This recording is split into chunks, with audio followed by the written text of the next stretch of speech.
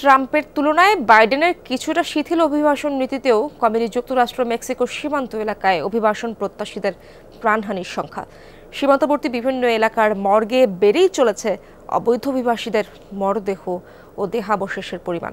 পরিবারের খোঁজ না পাওয়ায় অজ্ঞাতনামা বেওয়ারিশ লাশ হিসেবেই মৃতদেহগুলোর ঠাঁই হয়েছে মর্গে। অ্যারিজোনা প্রদেশের পিমা কাউন্টির মর্গে বেওয়ারিশ লাশের সংখ্যা কয়েকশো।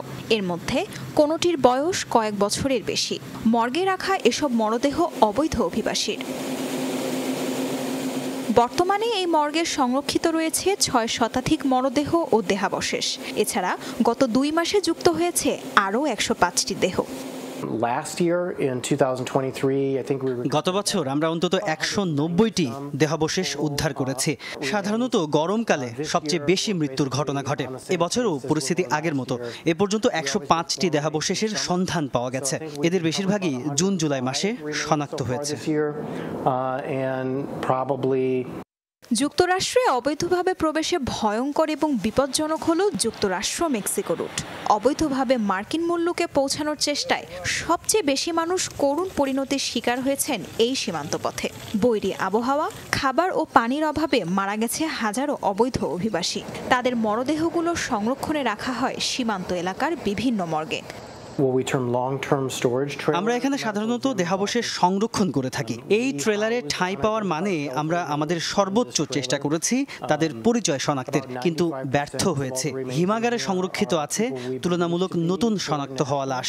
দেহাবশেষ ও লাশের পরিচয় বলতে শুধু এতটুকুই জানি, তাদের সীমান্ত এলাকা থেকে উদ্ধার করা হয়েছে এবং সকলেই বিদেশি নাগরিক। আসন্ন মার্কিন প্রেসিডেন্ট নির্বাচন ঘিরে অভিবাসন নীতি নিয়ে শুরু হয়েছে আলাপ আলোচনা। উত্তাপের আঁচ লাগতে শুরু করেছে প্রতিবেশী দেশ মেক্সিকোতেও। অভিবাসন প্রত্যাশীদের শঙ্কা, ট্রাম্প আবারও ক্ষমতায় এলে কঠোর হবে অভিবাসন নীতি। জো বাইডেন বর্ডার পুরোপুরি বন্ধ করেননি, তবে ট্রাম্প আলাদা। সে যুক্তরাষ্ট্রে কোনো অভিবাসী চায় না। আমি চাই না ট্রাম্প ক্ষমতায় আসুক। সে অভিবাসী চায় না।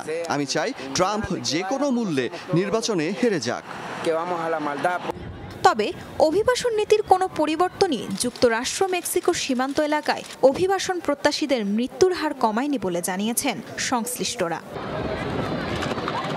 তাজরিয়ান সোবহান, যমুনা নিউজ।